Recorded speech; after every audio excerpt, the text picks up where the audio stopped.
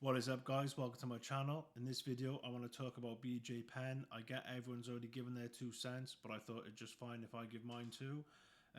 BJ Penn is an absolute legend, and I don't think the way his record turned out, I don't think people truly understand what a kind of prodigy he really was.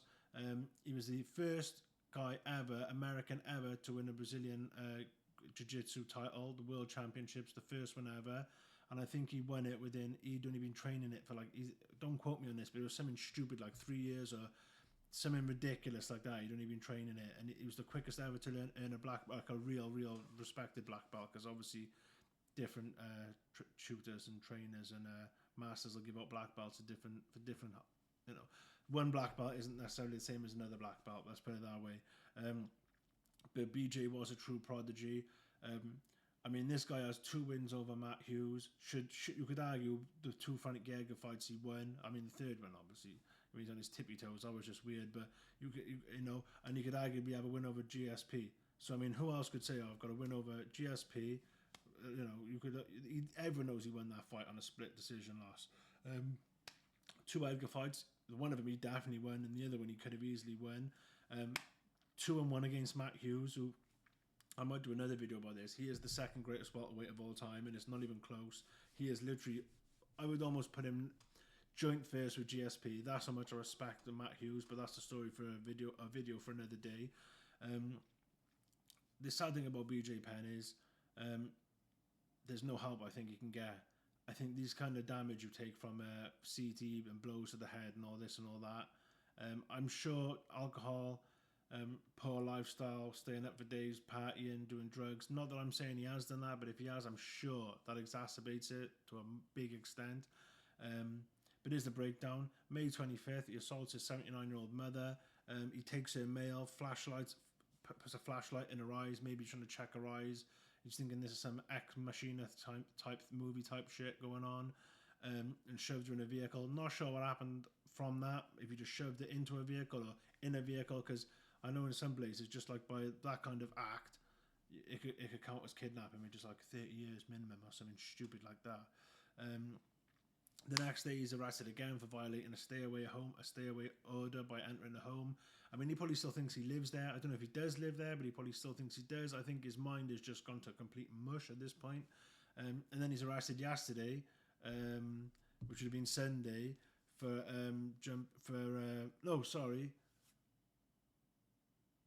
arrested yesterday, yeah, for his jumping bail, and he's back due in court today. So he was arrested yesterday for jumping bail. I'm not sure what the rules are in Hawaii, but I know in America, a lot of places, if 2 consenting adults who can show themselves to be compos mentis and all the rest of it, they can both say, look, we're his family members, for our safety, his safety, the public safety, for everyone's best interest, we need to sanction this guy. Maybe they don't want to do that because they know he'll never get out. Maybe they do want to do it, but they can't. I'm not quite sure. I haven't really looked up the deal with that in Hawaii, so I'm not sure what the deal is with that. But I mean, at this point, I really think he needs some serious help, and it probably would be best if they could get him in a place, sort of get him in a mental institution of some kind for now, even if it's one where he's allowed to leave. I'm not sure if he'd be willing to, but I truly believe this is going to go somewhere bad. I'm not saying it's going to go Chris Benoit bad, but I mean, everything points to that, and all roads look like it's leading to that. And it's so sad to see, because BJ was such a cool dude, from what I know. They didn't used to get too deep into the fighters' lives back in the day. Obviously, the internet wasn't a big thing back then when BJ was at his peak, and so forth. But I mean, I think the kind of damage he took in the Nick Diaz fight and the Roy McDonald fight, if he'd have quit, I think if he'd have retired before the Nick Diaz fight, I got a strong feeling, I can't say, I'm not a doctor, but I got a strong feeling we wouldn't be seeing any of these problems. Or if we were, it'd be a very mild version of this. Not this borderline psychotic behaviour we're seeing from him.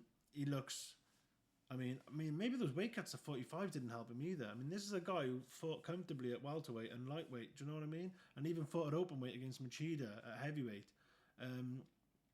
Didn't even train for that either, apparently, and just still didn't even get finished. And think of what Machida did to people. Anyway, I honestly think the beating he took in the Nick Diaz fight, I mean, the Roy McDonald fight wasn't much better, but the Nick Diaz fight, I'd have to look it up, but I think it was, at the time, don't quote me, but it might have been like a record for blows absorbed in a fight. The amount of punches he took in that fight was absolutely insane.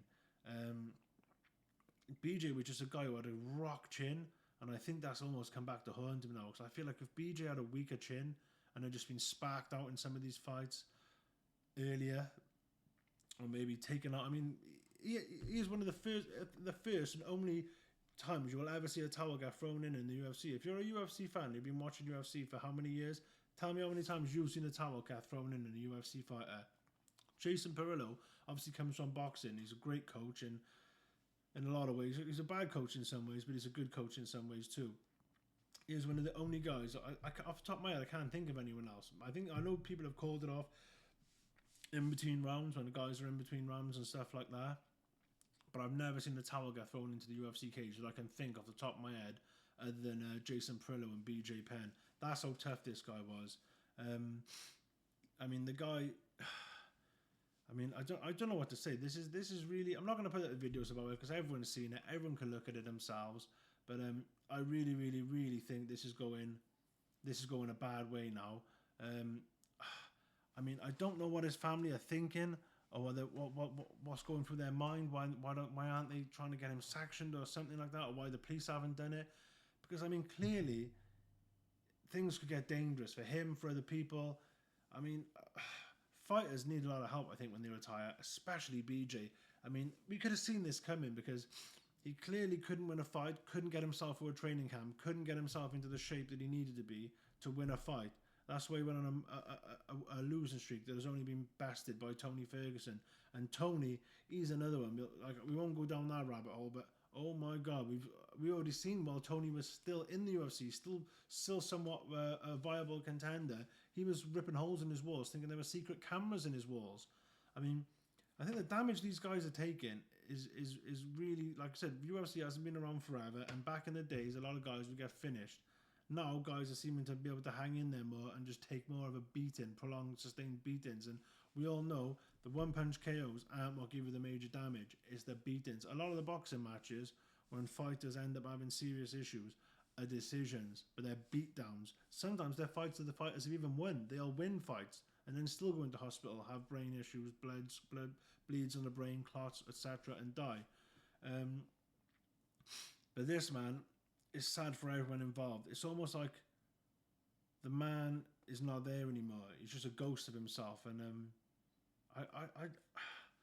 it's just so sad to see. But this is the game they play, and I think all young fighters and up and coming fighters and people who want to be fighters, young kids, should look at this and realize that unless you're really going to be at the top and make the money, and BJ was at the top and did make the money, but was it worth it?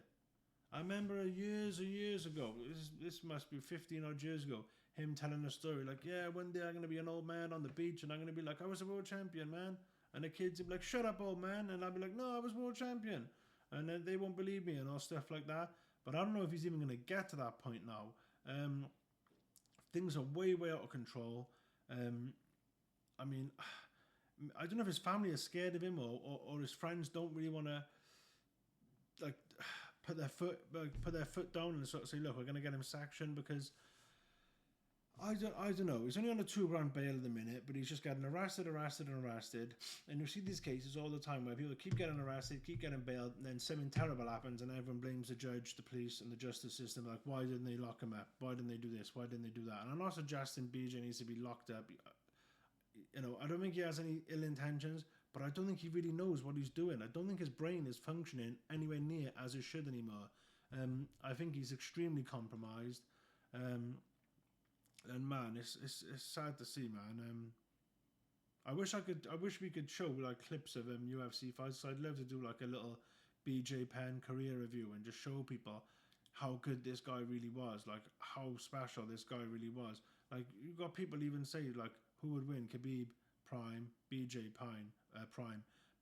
And a lot of people say BJ, like that. That's why people don't realize how special this guy was. Yeah, he might have like, well, actually he did burn for a while, but he might have burnt out quicker than some fighters.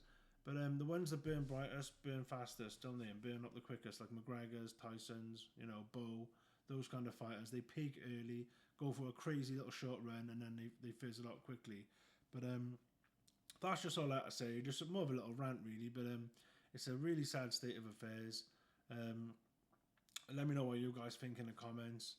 Give me a like, give me a subscribe, give me a share, and let me know what you guys think in the comments. I love to chat with some people and speak back and forth with some fans, especially some more old school fans who were around for BJ's prime years. See what everyone thinks and see if they agree with me that it was the Nick Diaz fight and the Rory fight, but mainly the Nick Diaz fight that's probably literally to blame for all of this, what's going on now. I'm going to go watch Jake Shields' podcast now with BJ, see if that's any good, and maybe I'll make another video on that after. Peace.